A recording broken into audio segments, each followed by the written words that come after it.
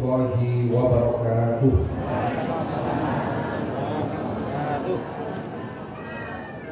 A'udzu billahi minasyaitonir rajim.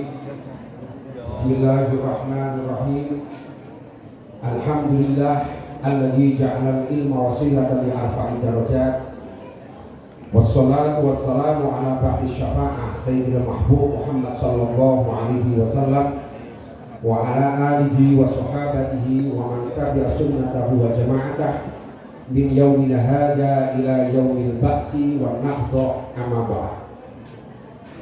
Janabal mufakham, para alim, para ulama, al-akhos wonten pangarsanipun Agus Khair atau Allahu baqa fi dunya ma'asihah wal afiyah, wonten pangarsanipun Lora Islah atau Gus Islah. Semoga beliau selalu mendapatkan taufik, selalu diberi kesehatan oleh Allah Subhanahu wa taala. Amin Allahumma amin, karena beliau adalah aset bangsa. Ingkang dalam muliakan wonten Mbah Ki Zamzam, wonten Bapak Camat yang merangkap sebagai Ketua Tanfid Majelis Wakil Cabang Nahdlatul Ulama Kecamatan Silomerto, wonten Bapak Kapolsek, saha sedaya para kiai, para ibu nyai, para bapak-bapak, ibu-ibu, adik-adik sedayanipun, mugi-mugi panjenengan sedaya anggenipun rawuh wonten ing majelis punika, wonten tempat pengaosan punika saestu pikantuk ganjaran saking Rasulipun Allah Subhanahu wa taala. Amin Allahumma amin. Sesuai kalih dawuhipun Sayyidina Ali, man kana fi thalabil ilmi kana fil jannah fi thalabi. Siapapun dari kita yang keluar dari rumahnya yang tujuannya untuk ngaji, jenengan saking dalem niki tujuane napa Bu? Cara Sayyidina Ali, maka nafi thalabil ilmi kana fil jannah fi thalabi. Siapapun dari kita yang pergi dari rumah tujuannya untuk thalabul ilmi, maka story doanya adalah on the way surga. Amin Allahumma amin. Ilmu itu penting Bu. Ini kalau matur cuma 5 menit, tidak kurang tidak lebih. Saya hanya sebagai pengantar, saya sebagai juniornya Cak Islah, juniornya Lora Islah. Saya hanya pengantar ini Bu, 5 menit mohon makin Cak Islah insyaallah 4 jam. Siap betul Bu? Cak Islah nanti akan bicara tentang masalah keilmuan, karena beliau adalah intelektual muda. Saya teringat dengan nadoman dalam kitab Alfiyah. Wa ma kutiba bihi ma la yaqilu min musbihil fi'li sautan yuj'al. Kalau jenengan semakin dalam mencintai terhadap ilmu, maka jenengan pantas mendapatkan gelar manusia. Mafhum mukhalafahnya, ketika jenengan tidak senang terhadap ilmu, maka jenengan tidak pantas, tidak layak disebut sebagai manusia. Dalam Kutubut Turas ada sebuah makalah, idza aratta an takrifal insan annahu insan undur ila mahabbatil ilmi fa kullama zadat mahabbatul ilmi zadat insannya.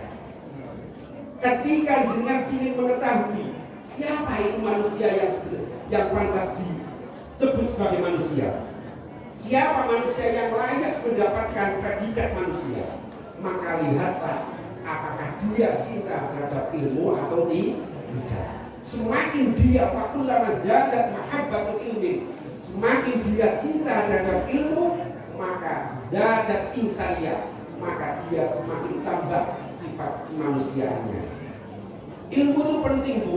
Dahulunya Imam Al-Ghazali dalam karya beliau, kitab yang sangat fenomenal, Ashrafus Sina'ah Ba'dan Buah Ifadatul Ilm, ini dalam kitab Ihya Ulumuddin. Pangkat tertinggi setelah kenabian itu bukan jadi lurah, bukan jadi Pak Kapolsek, bukan jadi Pak Bupati, bukan. Kalau camat jelas ya, kita camat semua enggak? Calon yang menurut Pak Camat. Ashrafus Sina'ah Ba'dan Buah Ifadatul Ilm, pangkat tertinggi setelah kenabian adalah ifadatul ilm, ialah ngaji dan ngaji. Ngaji itu penting. Maaf, hari ini yang memerangi intoleransi radikal sampai ke teroris adalah santri-santri NU, Pak Polisi ngapunten. Yang membantu Pak Polisi, yang membantu Pak Kapolsek, Kapolres, Kapolda sampai Kapolri sampai Presiden untuk memberantas kelompok yang radikal, yang intoleran itu adalah santri. Karena apa? Santri dimudahkan dengan ilmu. Man arada at-taqaddum fa alaihi bil kutubi salah. Maka kalau kita ingin moderat, tidak menjadi muslim yang radikal, yang intoleran, maka kita harus selalu ngaji dan ngaji. Kuncinya ilmu, Pak Kapolsek. Makanya Islah yang alumni pondok Syekhul Khalil Bangkalan, beliau sekarang menjadi tenaga ahli 7 negara. Salah satunya adalah menjadi tenaga ahli di Densus 88. Satu kali dalam urusan ini saya Islam itu min bari masyarakat subuh di Densus 88 Mabes Polri. Nek kula saya subuh kok sama. Kalau sebagai anak buah polisi, tapi kalau polisi bersarungan Pak Kapolsek. Polisi nopo sarungan, polisi dengan coro gitu. Orang yang dimuliakan Allah. Dan hari ini Bu, kita sebagai umat Kanjeng Nabi Muhammad Shallallahu Alaihi Wasallam, hari ini orang memperingati apa? Maulid Nabi. Memperingati Maulid Nabi itu sangat dianjurkan. Daunnya Syekh Ma'ruf Al-Qadhi yang dikutip oleh Syekh Abu Bakr Syafa'adiyati dalam karya beliau tentang anak utolibid man hayya'a li ajli qira'ati qauli Rasul. Man hayya'a to'aman li ajli qauli Rasul fa jama'a ikhwana wala bisa jadidan wa ta'attor wa tajammal taqdiman li maulidihi hasarahu wa yaumal qiyamah ma'al firqatil ula wa kana fi akhlaqil diyin. Siapapun dari kita sing goblok yang repot menyediakan makanan, yang repot menjadi panitia maulid, terus mengumpulkan sanak saudara, terus malah bisa jadi dan memakai baju yang pantas, yang layak meskipun tidak baru, wata aktor, wata jamal yang tadinya dulu saya nggak tahu, saya baulnya orang sini ibu-ibu sini muslimat atau mabuk balsam. Kalau fatayat bau, kan itu malfarku bainal muslimat wal fatayat itu. Apa perbedaan muslimat dan fatayat? Kalau muslimat dan fatayat, si jawab ini. Wata aktor, wata jamal, terus kita memakai wanita karena menghormati maulid Nabi Muhammad Sallallahu Alaihi Wasallam. Hasrah wa yaumal qiyamah ma'al firqatil ula wa kana fi aqlaqil. Maka kelak di hari kiamat, di yaumul mahsyar kita akan dikumpulkan bersama para anbiya, mursalin, auliya, sholihin. Amin Allahumma. Dan ajaran Rasulullah Sallallahu Alaihi Wasallam, ini ajaran Rasulullah. Karena hari ini masyarakat kita sudah ada yang terkontaminasi, tidak mudah untuk berterima kasih. Tidak mudah apa? Berterima kasih. Ibu bapak hari ini bisa memperingati Maulid Nabi. Barokahnya siapa? Kanjeng Nabi. Ya betul. Yang tugas keamanan siapa? Pak Polisi. Ya betul. Maka kita harus berterima kasih kepada polisi. Polisi itu rata-rata orangnya baik, Bu. Rata-rata orangnya baik, Bu. Contohnya Pak Kapolsek. Sergap ngaji. Rata-rata polisi itu baik dan kita harus berterima kasih. Berterima kasih kepada Polri itu adalah anjuran Rasulullah SAW. Ada sebuah hadis qudsi yang termaktub dalam kitab I'anatul Talibin, Syarafatil Mu'in. Abdi lam taskurni, tidak lam taskur man ajraitu an nikmata ala yadayhi.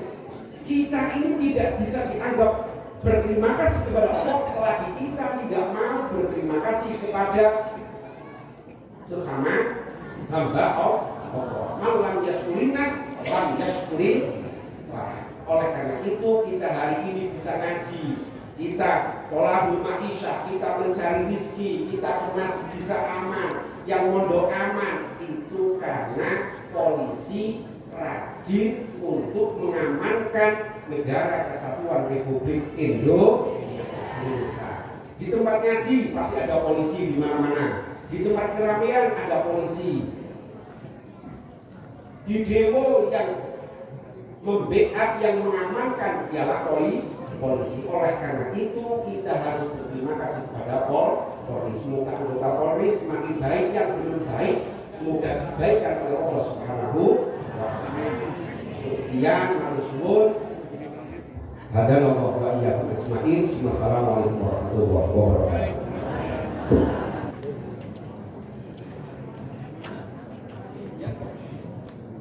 Orangnya pendek ini kok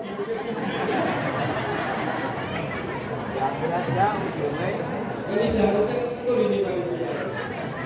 Oh, ada template enggak? Tapi kelihatan.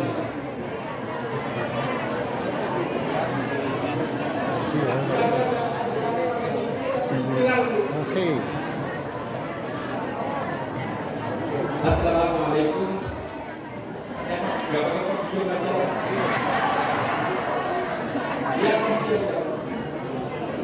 Saya pakai kursi pun merasa suruh ada. Assalamualaikum warahmatullahi wabarakatuh.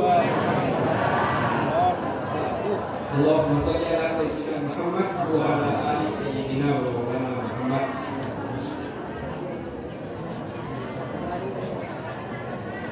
Mohon maaf Bapak-bapak, Ibu-ibu sekalian, saya berbahasa Indonesia, saya nggak bisa bahasa Jawa halus, nanti malah saya bisanya bahasa Jawa Surabayaan karena saya asli Madura, nanti ya apa cok, ini kan nggak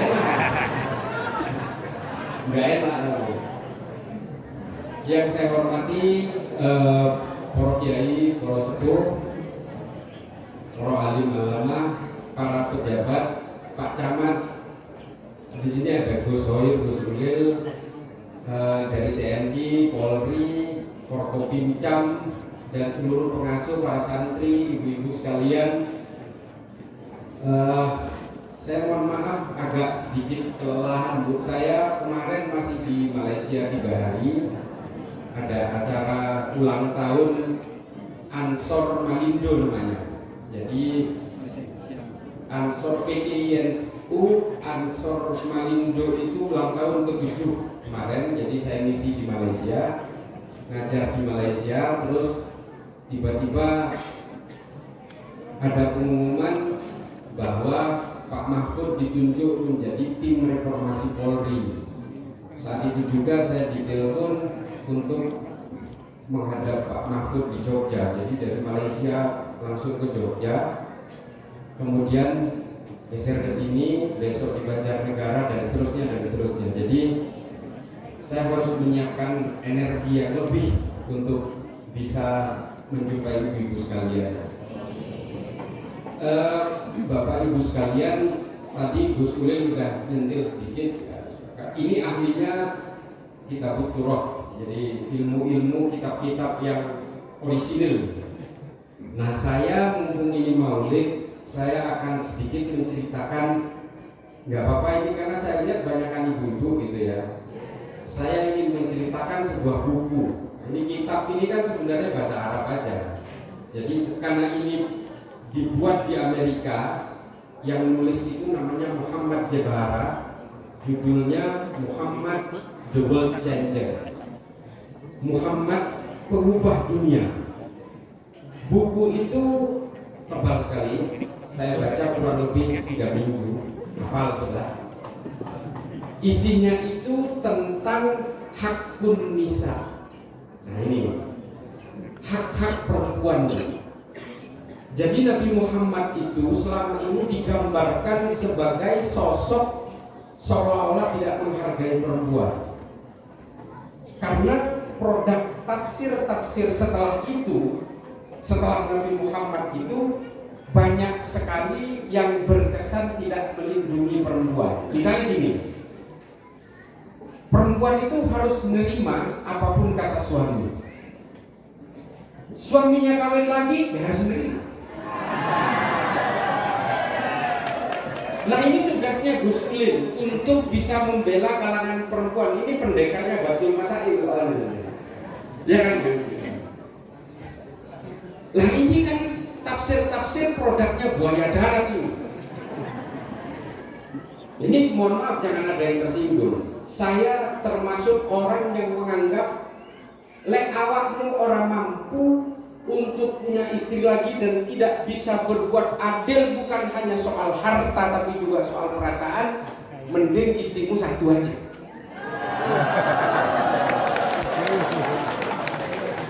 Saya noleh ke ibu-ibu aja, jangan ke sini. Ini sini ini buaya darat. Nah, alhamdulillah istri saya satu, anak saya dua, dan saya punya anak perempuan. Saya menganggap begini, kalau suatu saat anak saya yang perempuan dikhianati oleh suaminya, saya juga akan terpukul. Makanya saya di mana-mana saya selalu menyuarakan saya anti poligami. Emang mau apa? Jangan ditepuk tangan ibu. Saya ngomong begini karena istri saya ikut. Jadi bisa jadi karena ini bukan prinsip saya juga, tapi karena saya takut sama istri. Enggak, alhamdulillah. Kebetulan anak saya juga sangat kritis. Yang perempuan itu anak saya sekolahnya di Inggris, di Skotlandia.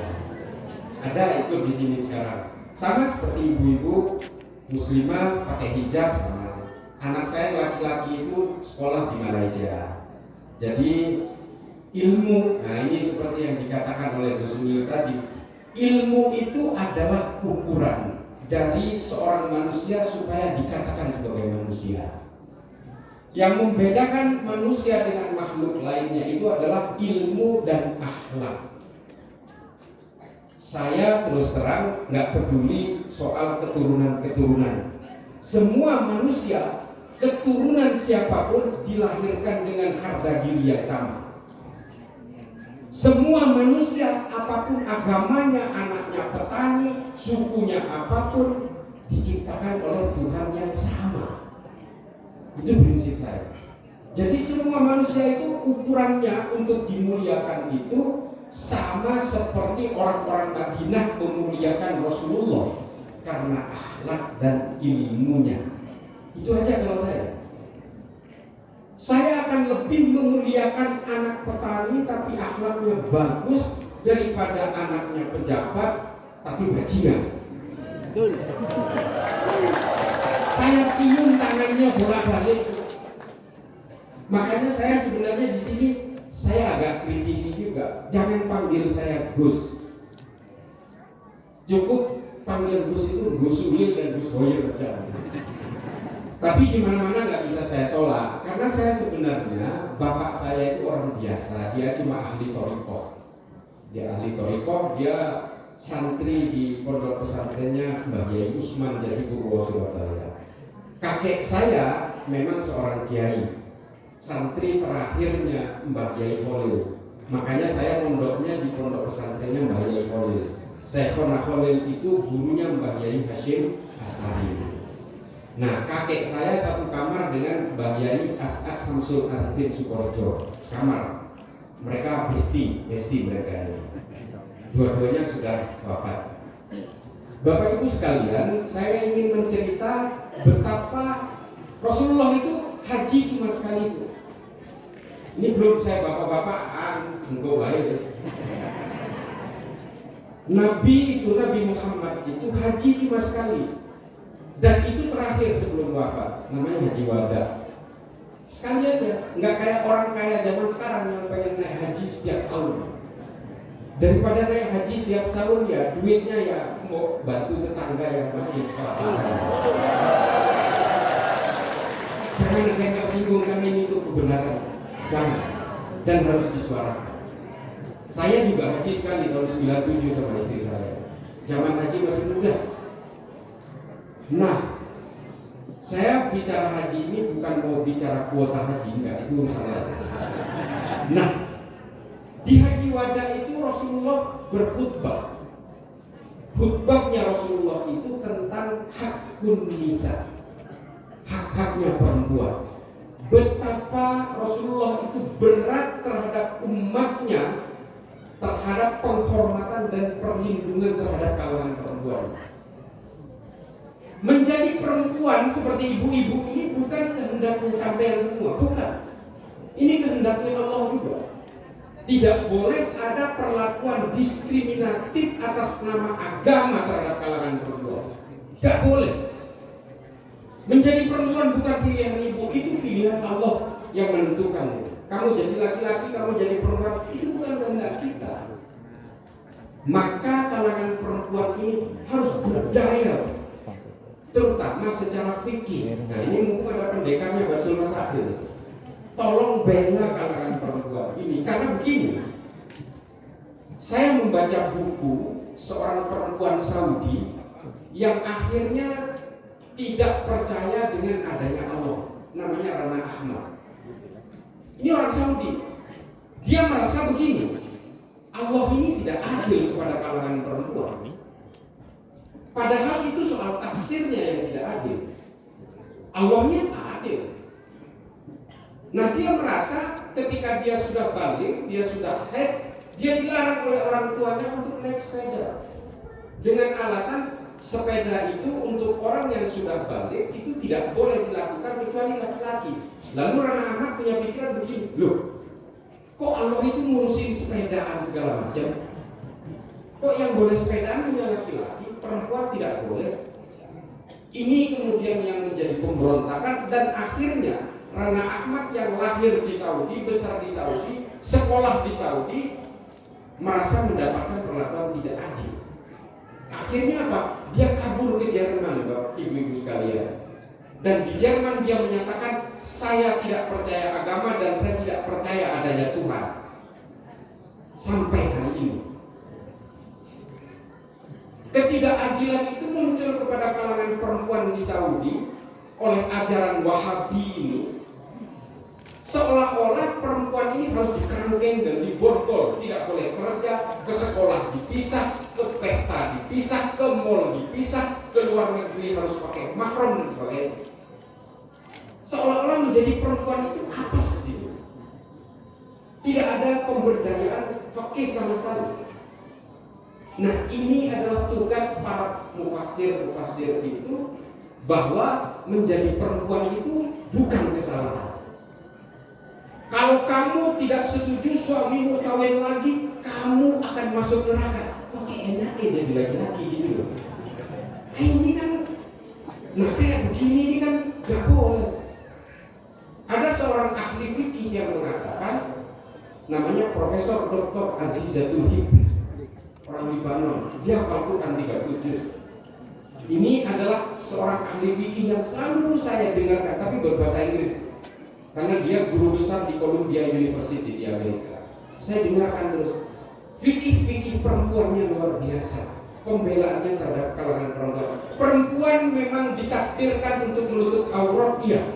Kalau tidak menutup aurat, bahaya Bu. Buaya darat ini akan nyengkram semua. Jadi, Bapak Ibu sekalian, juga bapak-bapak, kalau ada anak perempuan ingin menuntut ilmu, jangan dihalangi. Demi memberdayakan itu. Dan ini yang dilakukan oleh Rasulullah ketika memimpin di Madinah. Hak dan kewajiban manusia di Madinah, apapun agamanya, apapun sukunya, oleh Rasulullah itu dijaga.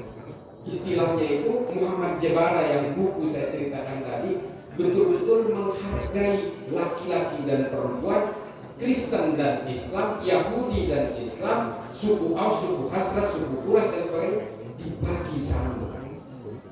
Tidak ada pengistimewaan sama sekali. Oh, kalau orang-orang Muslim dibebankan zakat, orang-orang Kristen dan orang Yahudi dibebankan jizyah. Sama. Tidak ada yang merasa dirugikan. Dan inilah kemudian kepemimpinan Rasulullah itu yang harus diteladani, bahwa beliau juga menghargai perempuan dan juga membebaskan perbudakan. Tidak boleh perempuan itu dianggap sebagai budak juga oleh suaminya. Tidak boleh. Di Saudi itu kenapa pagar rumah itu tinggi-tinggi, itu sebenarnya adalah borgol dengan terhadap kalangan perempuan dengan dalih penghormatan dan perlindungan. Melindungi bukan dengan cara seperti itu. Nah ini ibu-ibu, wes, sudah selesai. Nah, ibu-ibu sekalian, sekali lagi, kalau ada anak perempuan ingin sekolah, dorong dulu supaya pintar, karena ukuran manusia itu ilmu. Kalau tidak berilmu, marwahnya, martabatnya juga tidak akan dihargai. Karena ilmu dan akhlak itu adalah bagian dari ukuran martabat. Bapak Ibu sekalian, ada satu hal yang mungkin sudah saya ceritakan berkali-kali di YouTube. Mengapa Mukhayrik ibnu Ta'labah, seorang Yahudi, seorang rabinya Yahudi, kiainya Yahudi di Madinah itu sampai gugur di medan perang Uhud. Jadi perang di zaman Rasulullah itu bukan orang Islam semua. Orang non-Islam pun ikut berperang bersama Nabi. Salah satunya adalah Mukhayrik ibnu Ta'labah. Ini orang Yahudi, bukan non-Islam.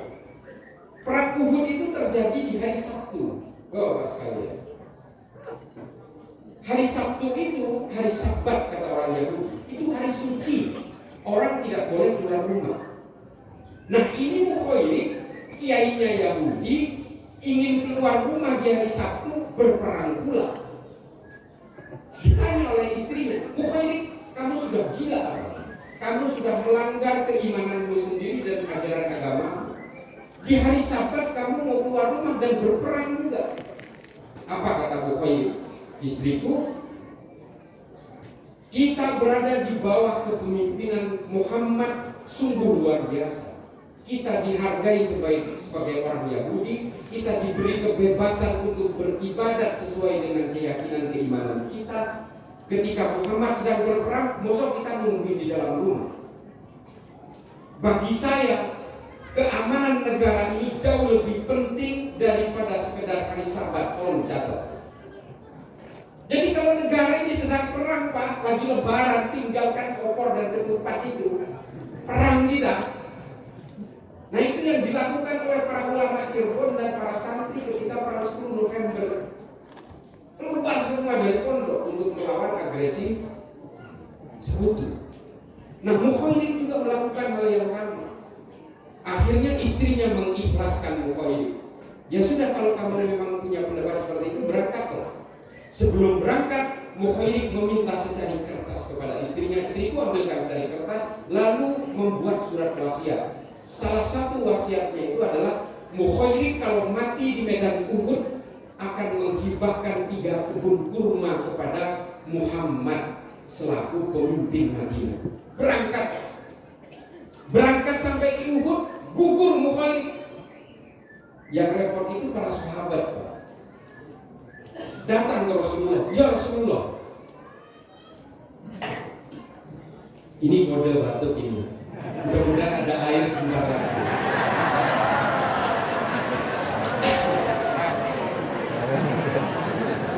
Syukur-syukur ada cahayanya sedikit. Nah, lalu kemudian para sahabat menghadap ke Rasulullah, ya Rasulullah, kami ini sedang kebingungan. Kenapa?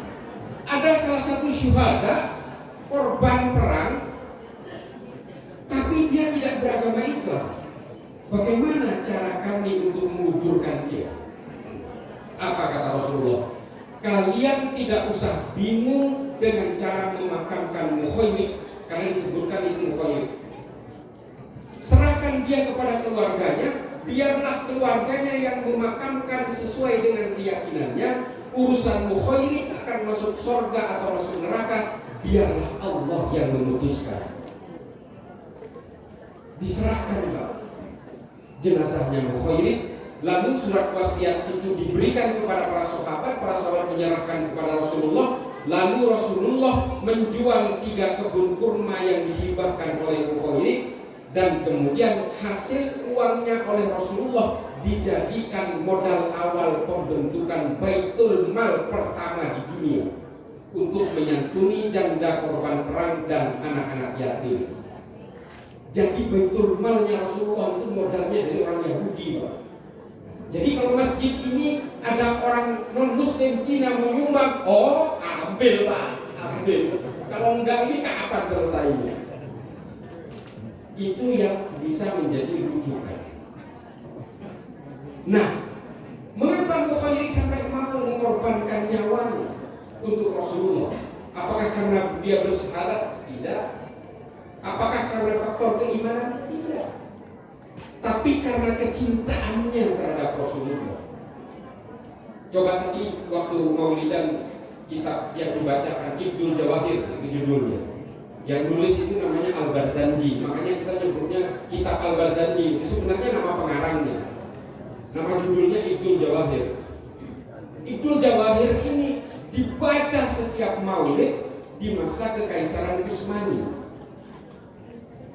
Karena ada keluarga di Arab Saudi yang bekerja sama dengan seorang ulama dari Najd namanya Muhammad bin Abdul Wahab dan sedang berperang dengan Kekaisaran Utsmani. Lalu apa? Maulid diharamkan oleh Muhammad bin Abdul Wahab.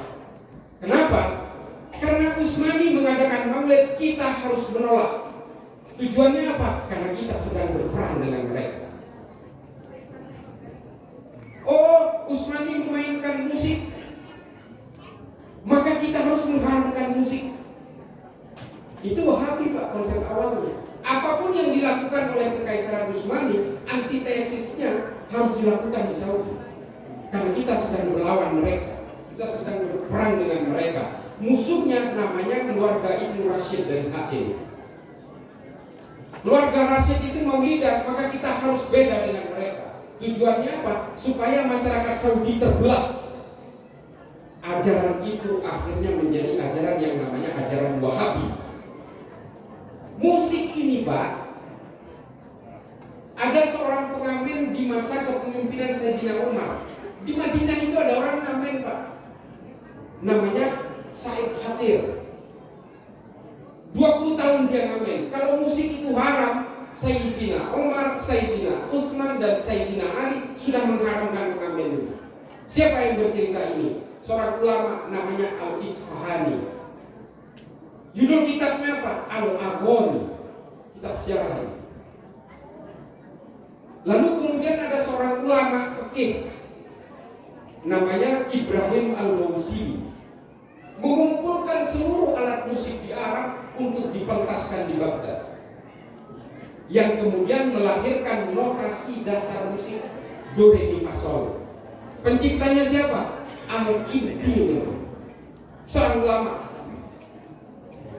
Setelah itu disempurnakan musik itu lewat sebuah kitab namanya Al-Kitabul Musikal Kabir. Kata musik itu diambil dari judul kitabnya Al-Farabi.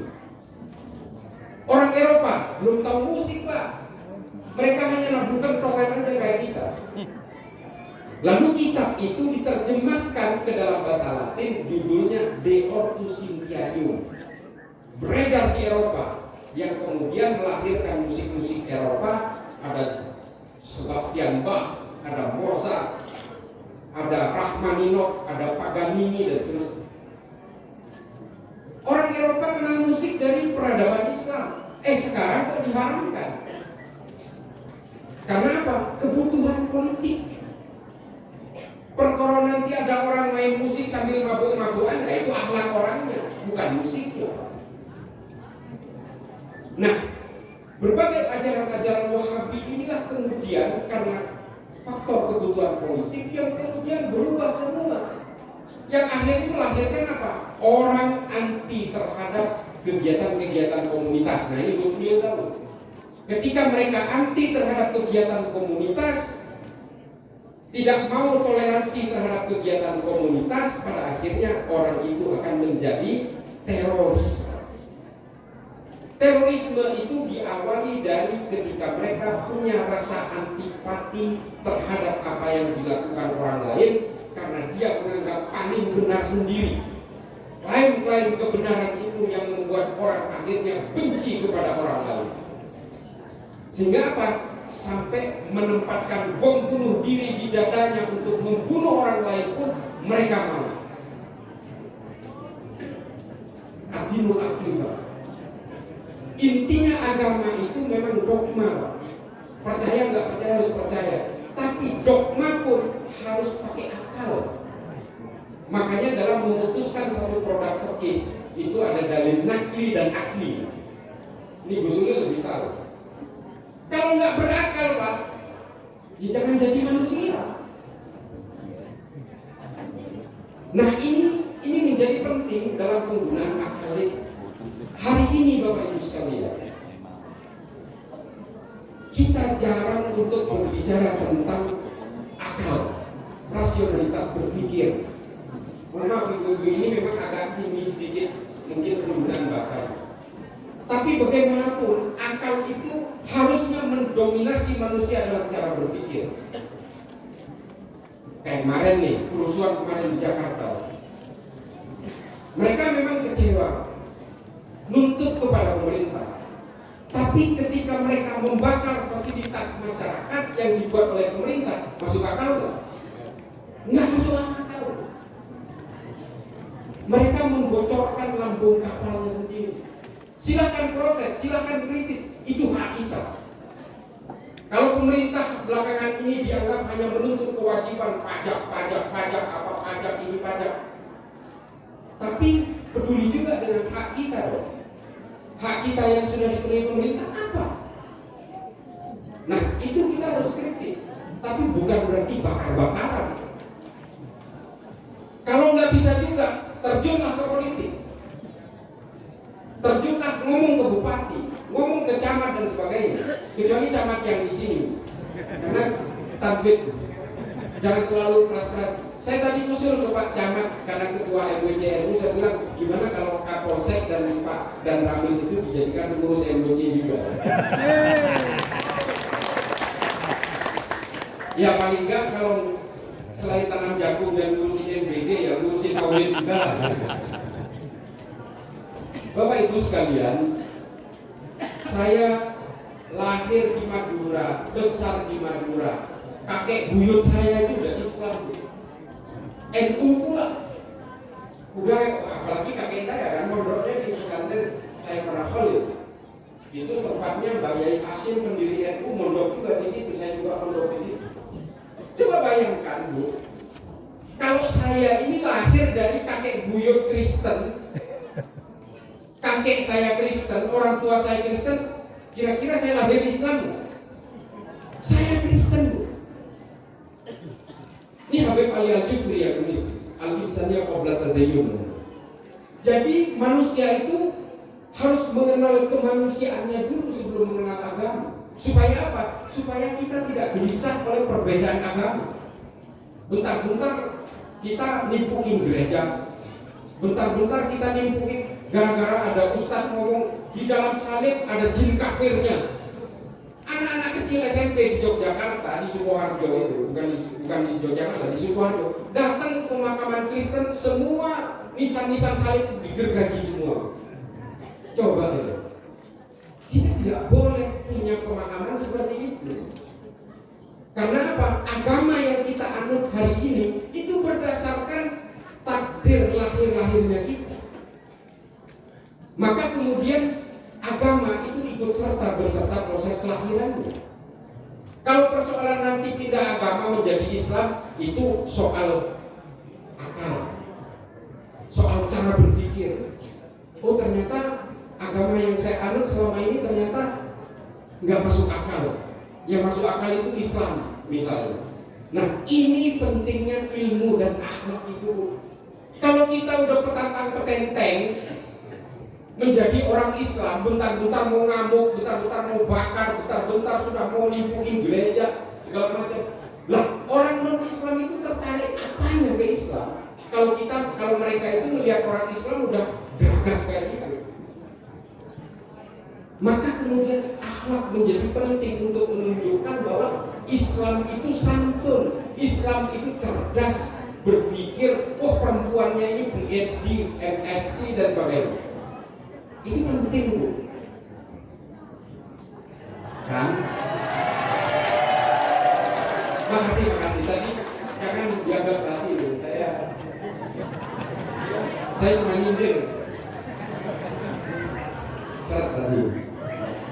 Karena saya memang mobilitasnya tinggi Bu, jadi dari Malaysia ke Jogja, dari Jogja ke sini besok dan seterusnya itu ya harus ada air lah paling enggak. Jadi Bapak Ibu sekalian, betapa pentingnya kita sebagai orang NU, saya bicara NU. Mudah-mudahan yang non NU paham NU itu apa.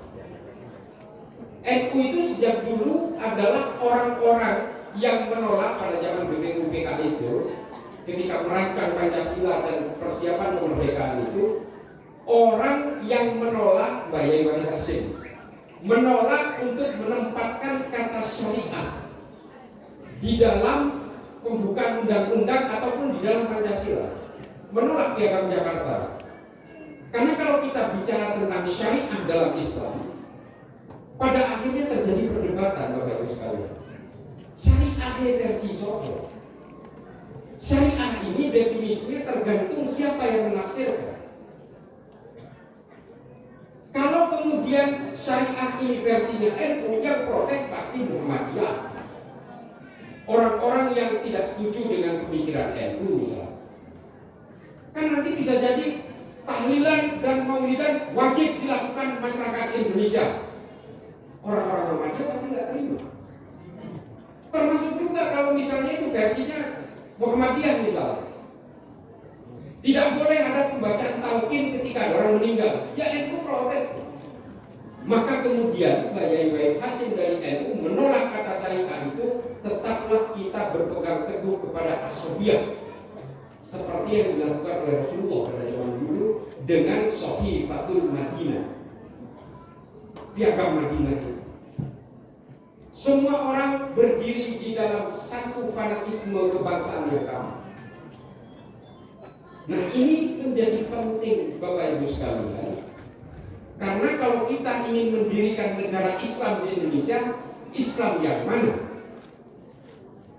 Kita ini kan secara sejarah saling tebas sesama orang Islam itu tidak hanya sekali dua kali, berlapis-lapis. Munculnya Sunni dan Syiah juga gara-gara persoalan politik. Munculnya Khawarij juga terjadi karena persoalan politik. Perang Jamal, perang Siffin, perang Murrah, perang Zab, perang Nahrawan. Ini semua gara-gara politik. Semua. Ada yang tahu perang Jamal? Gak apa-apa saya utarakan. Ini yang saya pelajari bertahun-tahun, sejarah Islam itu. Saya belajar sejarah dan filsafat Islam di Amerika. Tapi kutipannya bukan orang Amerika, Pak. Teman-teman di Amerika, pesannya saya Amerika Barat. Enggak. Tetap aja tarikh Al-Tabari, Ibnu Katsir, Al-Mas'udi, Ibnu Khaldun, Imam As-Suyuti, ini yang saya baca. Kalau ada perbandingan, nggak ada. William Montgomery Watt misalnya, Muhammad Jabara, ya itu ilmuwan-ilmuwan itu yang kita perbandingkan. Perang Jamal itu, coba bisa dibayangkan. Itu pasukannya Siti Aisyah dengan pasukannya Sayyidina Ali, perang Pak. Gara-gara apa? Ya politik. Perang Buruk. Para sahabat dengan para sahabat saling tebas Pak. Yang satu pro kepada Yazid bin Muawiyah bin Abi Sufyan, yang satu lagi anti terhadap Muawiyah bin Abi Sufyan. Perang di Madinah bagian timur laut. Sekarang masih ada jejaknya. Runtuhnya masih ada kalau ke Madinah. Sisa perang Buruk. Ini semua karena persoalan kekuasaan. Saya berani mengatakan ini supaya menjadi pelajaran bagi kita hari ini.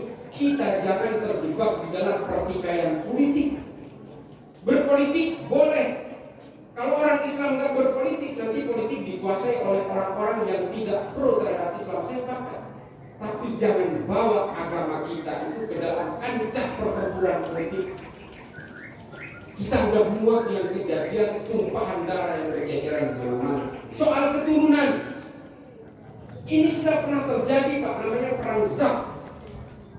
Pertempuran antara keluarga Abu Sufyan dan keluarga Bani Hashim, peralihan dari Bani Muawiyah dan Bani Abbasiyah, itu juga perang Pak. Yang satu menganggap saya keluarganya Rasulullah, yang satu menganggap saya keluarga Rasulullah. Perang saling tebas Pak, 30.000 korban.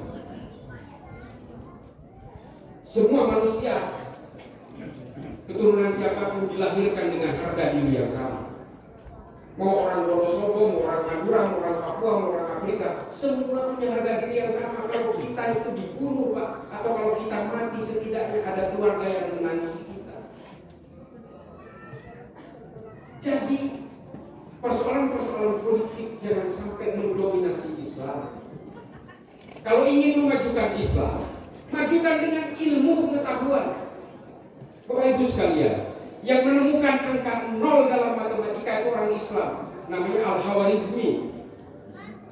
Kalau sekarang dengan semua sering dengar kata algoritma, itu diambil dari namanya Al-Khwarizmi. Karena kalau di Inggris itu menjadi algorithm, lalu dikutip menjadi algoritma.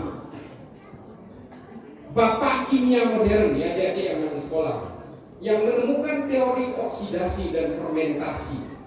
Sampean bisa buat cuka, sampean bisa buat tape, tapi juga bisa buat tuak.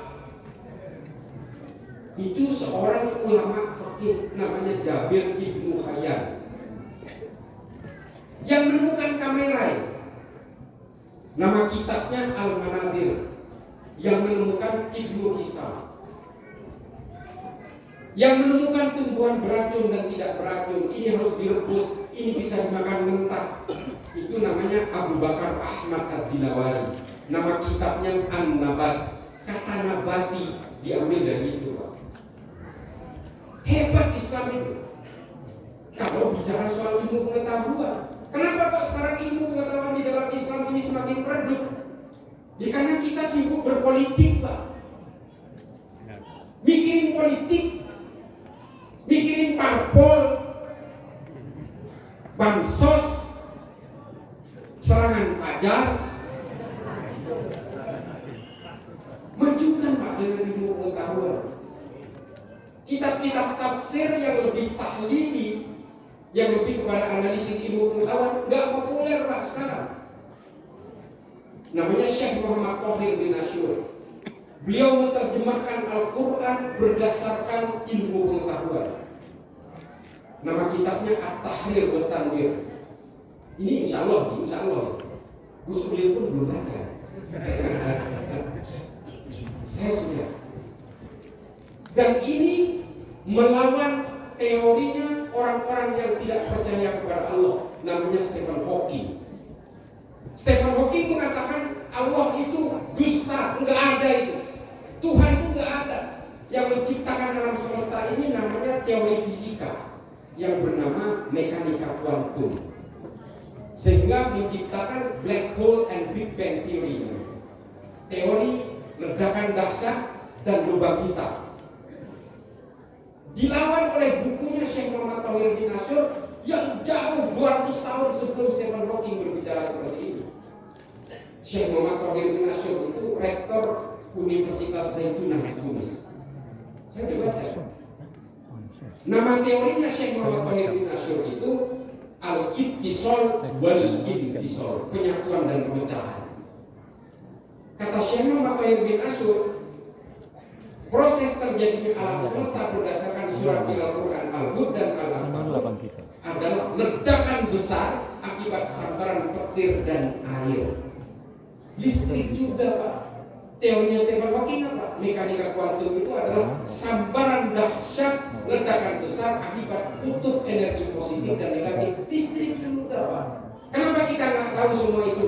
Ya karena kita sibuk dengan kitab-kitab Idorot atau Wakus, Ma'adil Fintorik, Fidilalil Quran, gerakan-gerakan politik yang menjual nama Tuhan dan membunuh orang lain karena alasan politik dihalalkan. Kitab-kitabnya Ibnu Taimiyah, Majmu' al-Fatawa, konsep al-wala wal-bara, muslimin paham. Ini semua yang diglorifikasi supaya apa? Supaya orang benci kalau parpolnya beda, supaya benci kalau dukungan presidennya beda, benci supaya kalau orang yang tidak mendukungnya itu dianggap lawan. Itu konsep al-wala wal-bara, itu yang hari ini dipakai. Tegaknya khilafah dan sebagainya. Ini korban-korban pembodohan politiknya orang barat semua. Supaya apa? Supaya kita lupa bahwa Islam itu pernah jaya dengan ilmu pengetahuan. Kita pernah jaya Pak, sejaya-jaya. Orang Eropa masih belum punya apa-apa Pak. Mereka makan dari kotoran ternak. Jadi kalau makan itu mereka masih join dengan ternaknya Pak. Belum tahu apa-apa. Kebangkitan Islam yang luar biasa itu muncul di Baghdad lewat rumah ilmu pengetahuan namanya Baitul Hikmah. Di situ Pak ilmuwan Islam itu berjaya. Dan ketika Islam berada di Eropa, di Andalus, orang Eropa kemudian mengutip berbagai pemikiran-pemikiran orang Islam. Akhirnya terjadi transformasi. Sekarang yang lebih pintar malah orang Barat, yang lebih pintar malah orang Cina. Ini handphone ini Cina Pak, 20 tahun mendatang udah nggak ada handphone ya Pak. Huawei itu sudah menciptakan prototipe handphone masa depan.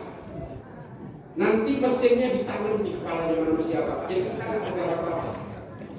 Kalau nelpon kita cukup nyebut nama istri misalnya, langsung terkoneksi Pak. Semuanya udah terkoneksi dengan saraf kita. 20 tahun lagi. Nah kita masih pakai handphone itu tak tutup itu. Masih bertambah di konter-konter itu tawar-tawaran sampai nggak putus-putus. Kita kalah dengan itu. Di Cina Pak, saya tahu sendiri taksi-taksi di Cina dan di Amerika itu nggak ada supirnya Pak. Sudah driverless. Sekarang Cina sedang mengembangkan 100 unit pertama truk tanpa supir yang bisa kerja 24 jam. Coba tuh. Kita belum nyampe ke sana Pak. Kita masih, kecanggihan kita itu baru sampai ke Sonorek. Itu canggihnya kita. Dong gimana kita mental-mental genteng sampai roboh. Nah itu kecanggihan kita ya. Sementara Pak, orang-orang di sana yang justru tidak menekuni agama Islam, yang tidak menekuni An-Naba, tidak menekuni Alkitabul Musykil Kabir, tidak menekuni Al-Manatir dan sebagainya itu, justru mereka lebih moncer. Kenapa? Mereka yang menekuni ilmu pengetahuan. Dan ini ibu, insinyur dan para pakar yang ada di Cina dan juga di Eropa itu perempuan kata. Itu yang punya Huawei itu perempuan. Perempuan itu punya kemampuan lebih sebenarnya. Cuma selama ini oleh kalangan buaya darat selalu tidak diberi kesempatan untuk apa ya? Untuk membuat dirinya menonjol. Nah kalau anak perempuan mau sekolah, udahlah loh, kamu itu udah nikah aja. Ya tapi saya sekarang anak saya udah tua, baru lulus dari Inggris, malah saya pengen dia nikah ini. Karena kalau makin tua nanti makin nggak punya ini telat. Tapi pada dasarnya perempuan atau laki-laki pada dasarnya adalah tergantung giro. Mari kita majukan Islam itu dengan ilmu pengetahuan Pak. Apakah orang Islam boleh berpolitik? Ini pertanyaan yang diajukan kepada Al-Ghazali dalam Al-Mustadrak. Kata Imam Ghazali, harus orang Islam harus berpolitik supaya produk politik ini tidak keluar dari maqasid syariah. Tapi jangan pernah kalian berpolitik dengan menunggangi Islam. Itu kata Imam Al-Ghazali. Jangan. Dan pada akhirnya kalau politik ini menjadi gerakan yang luar biasa atas nama Islam, akhirnya apa? Pembunuhan-pembunuhan yang dilakukan oleh teroris itu pada akhirnya semuanya berkesan terhadap Israel melakukan genosida terhadap orang Palestina atas nama agama juga. Oleh pendukungnya dianggap terhormat, tapi bagi kita itu bajingan itu. Itu kejahatan kemanusiaan. Berdebah itu. Memang harus dikumpul di bawah bisa-bisa di Israel.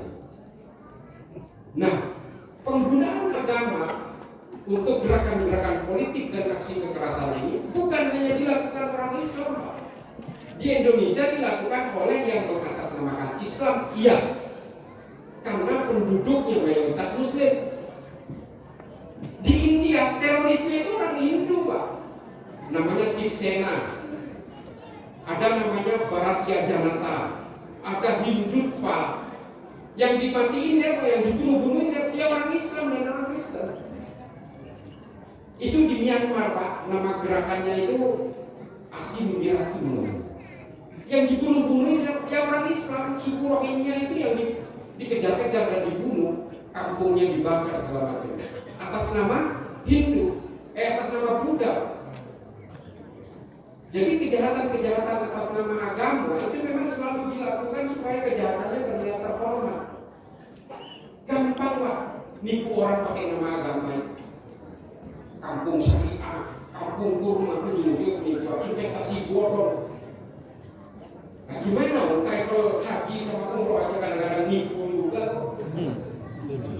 Gampang sekali, Pak, menghipnotis orang. Makanya Bapak Ibu sekalian, Ad-dinul aklinya harus jalan. Beragama dengan akal itu penting. Nggak usah, Pak, kita mengakalkan ini Allah benar-benar ada nggak ya? Kan Allah nggak kelihatan, nggak bisa diraba.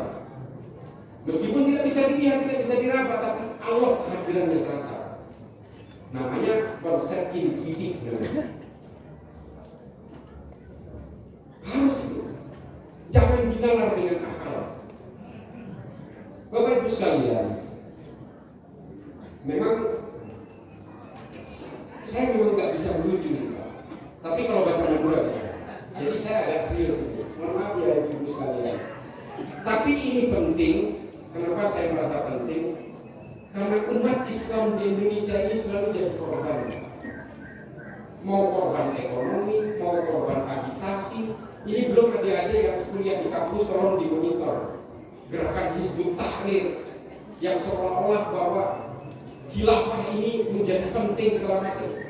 Bahwa khilafah ini adalah sistem yang dibuat Tuhan, ini warisan Nabi Muhammad. Enggak ada, Pak, bohong semua itu. Itu politik yang menunggangi agama. Sistem-sistem politik yang dilakukan pada masa setelah Rasulullah itu sudah dilakukan oleh orang Romawi, Pak. Namanya Respublika Romana. Itu sistem yang dilakukan oleh Khulafaur Rasyidin.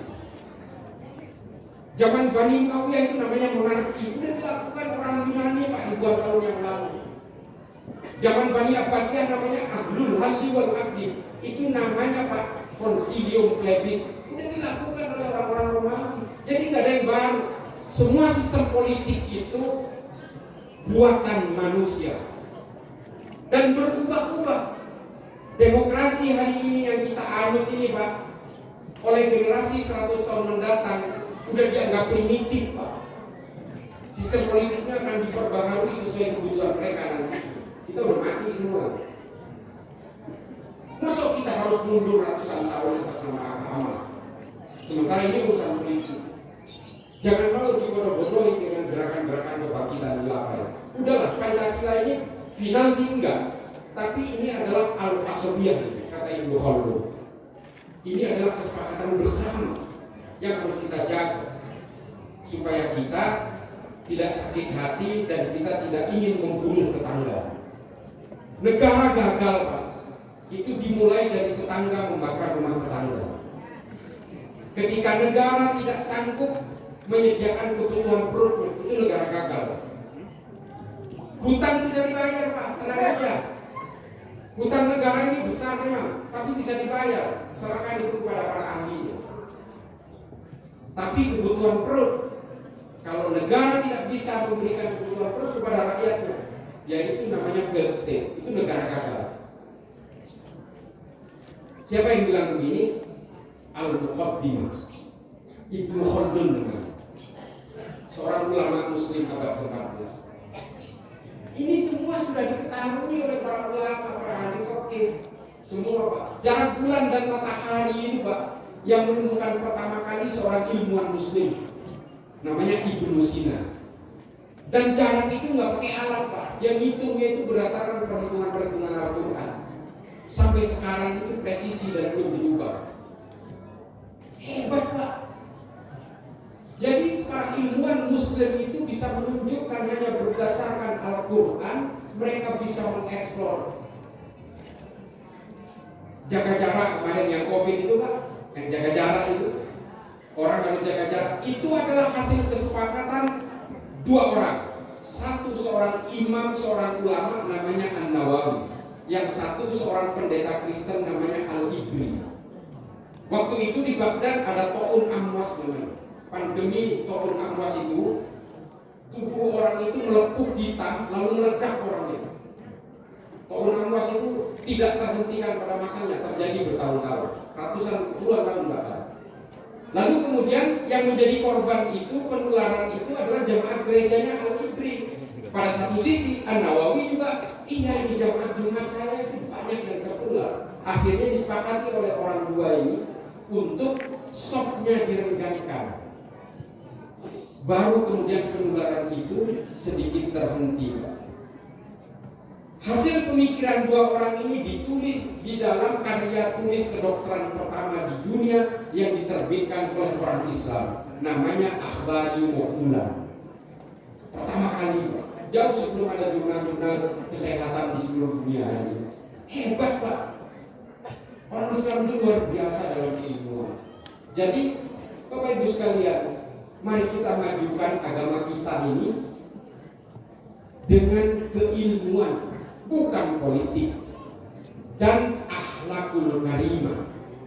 Yang terakhir saya ingin ceritakan, Rasulullah menjelang wafat ditanya oleh para sahabat, ya Rasulullah, tunjuk penggantimu.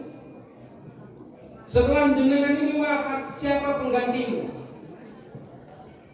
Rasulullah menolak, saya tidak akan menunjuk pengganti saya, karena yang saya khawatirkan adalah umatku, umatku, umatku. 3 kali bilang. Dan kemudian Rasulullah wafat. Kenapa Rasulullah tidak mau cawe-cawe untuk menunjuk penggantinya? Kalau mau Rasulullah bisa menunjuk Sayyidina Ali, sepupu sekaligus menantu dan orangnya pintar cerdas, babul ilmu, pintu ilmu pengetahuan.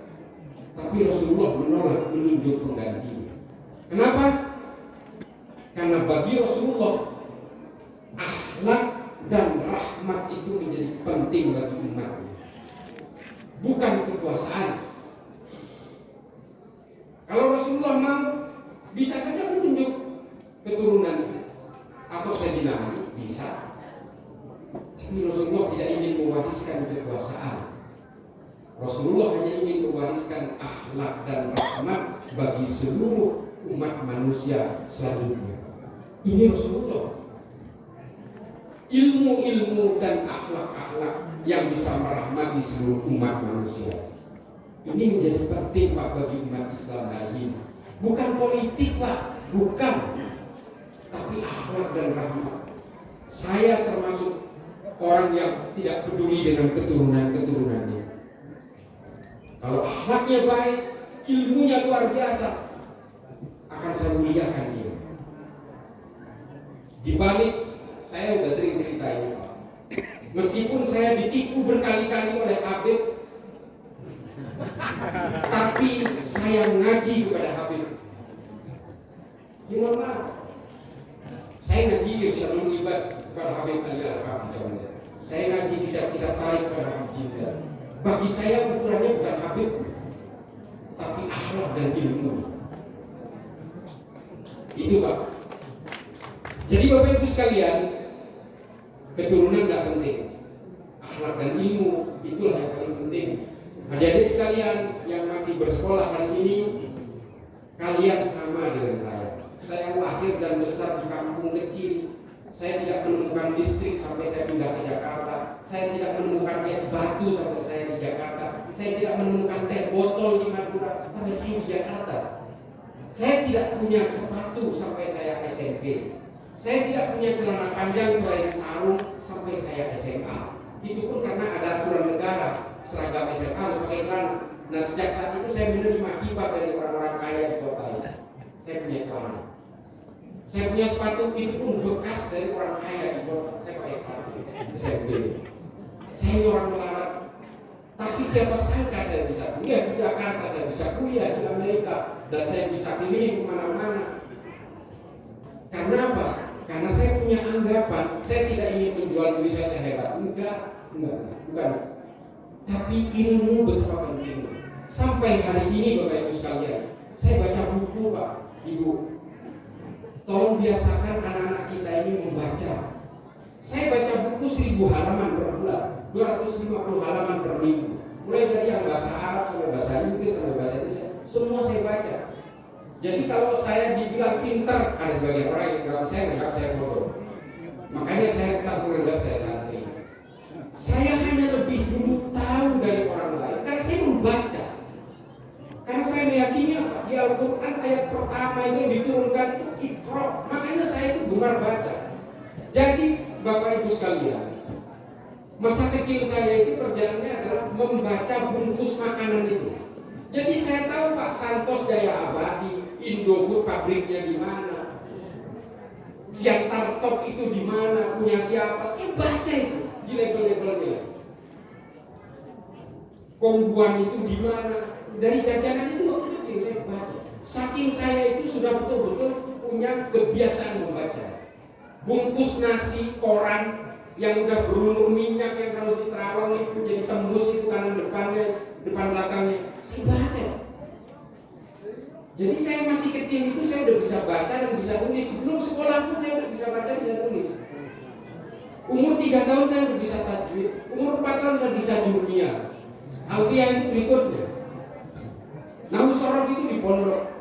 Jadi membaca itu menjadi penting Bapak Ibu sekalian, terutama bagi kita yang masih merasa begini. Saya membaca itu gak pernah berhenti. Saya itu bukunya orang yang gak percaya kepada Allah pun saya baca. Bukunya orang yang selalu nyerang Islam pun saya baca. Buku yang menganggap bahwa perempuan misogini namanya, kelompok misogini, yang menganggap perempuan itu adalah makhluk hina pun saya baca. Saya ingin tahu otak mereka itu kayak apa. Orang-orang yang menyerang Islam saya baca. Yang menganggap Muhammad itu penjahat kelamin, ini maaf. Saya baca. Bukunya Richard Dawkins, terus namanya Stephen Hawking, buku-bukunya banyak sekali. Buku-buku orang yang menyerang Islam itu banyak. Saya baca semua Pak. Saya nggak gerah dengan begitu. Jadi saya tahu alam pikiran mereka. Dan jadi saya tahu bahwa mereka itu mengaku pintar padahal tolol mereka. Ya ini bukan karena saya orang Islam, enggak. Karena orang Islam yang tolol pun banyak. Karena apa? Karena nggak mau dia lintas keilmuan. Dia nggak mau mempelajari cara berpikirnya orang lain. Saya membaca bukunya Imam Ghazali, Tahafut Al-Falasifah misalnya. Saya harus mencari pembandingnya tahafut tak tahafut. Jadi pro kontra itu harus selalu dibaca supaya kita tahu cara berpikirnya orang. Jadi Bapak Ibu sekalian, kalau di sini ada pesantren bahasa Inggris, mohon disertakan giroh-giroh keilmuan ini. Mohon jangan hanya yang bagus juga kitab-kitab fikih seperti Safinatun Najah, Sulamun Tauhid itu memang dasar-dasar yang harus diketahui.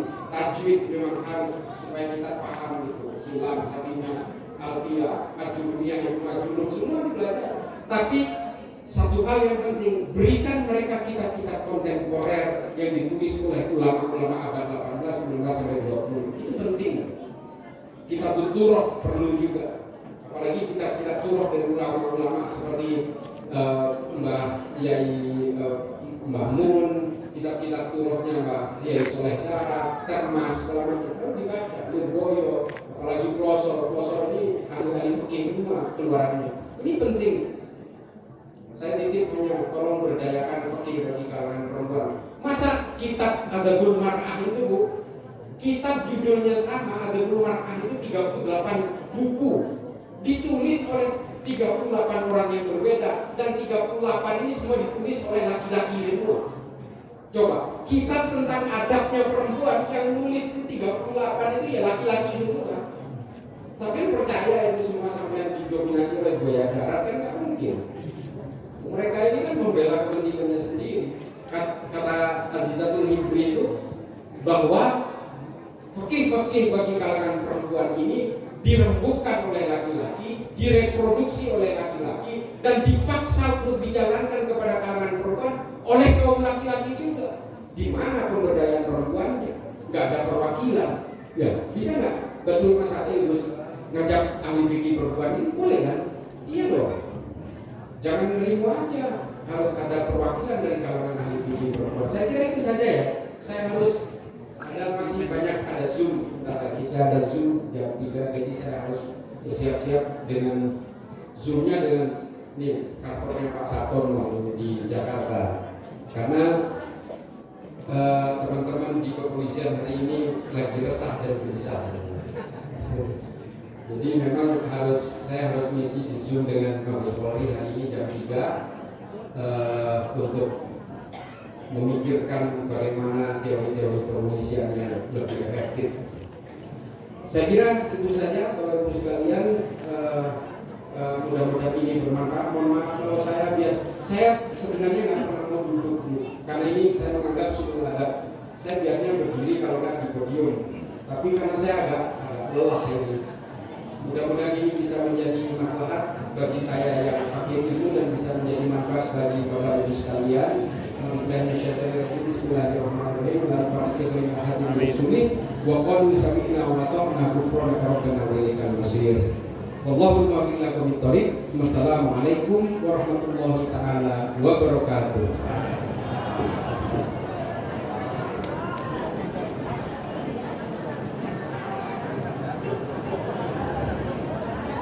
Bayi Zamzam, jangan saya terlalu muda.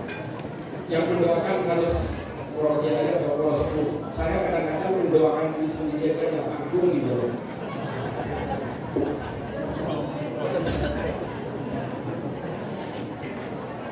Wassalamualaikum warahmatullahi wabarakatuh. Bismillahirrahmanirrahim. Alhamdulillahirabbil alamin. Hamdan yuwaffi ni'amahu wa yukafi mazidah. Ya Rabbana lakal hamdu kama yanbaghi li jalali wajhika wa sultanik. Allahumma ighfir lana dhunubana wa khatayana kullaha wa liwalidina warhamhum kama rabbawna shighara. Wa li jami'il muslimina wal muslimat wal mu'minin wal mu'minat al-rahimin wa amma bi rahmatika ya arhamar rahimin. ومجعل هذا اجتماعنا استماعا مرحوما وتباركنا تبارك معصوما وموفانا بما علمتنا به وعلمنا ما ينفعنا وموفانا بما علمتنا به وعلمنا ما ينفعنا وموفانا بما علمتنا به وعلمنا ما ينفعنا اللهم اجعلنا وذريتنا من الذين يستمعون القول فيتبعون احسنه واجعلنا وذريتنا من اهل العلم والخيرات. Allahumma rabbana hab lana min azwajina wa dhurriyyatina qurrata a'yun waj'alna lil muttaqina imama wa ahsin 'aqibatana fil umuri kulliha wa ajirna min fitnati dunya wa 'adzabil akhirah wa inna nas'aluka ridhaka wal jannah wa na'udzu bika min sakhatika wan nar bi rahmatika ya arhamar rahimin. Rabbana atina fid dunya hasanah wa fil akhirati hasanah wa qina adzabannar wa adkhilna jannata ma'al abrar. Ya Aziz ya Ghaffar ya Rabbal alamin. Wassalamun ala mursalin walhamdulillahi rabbil alamin.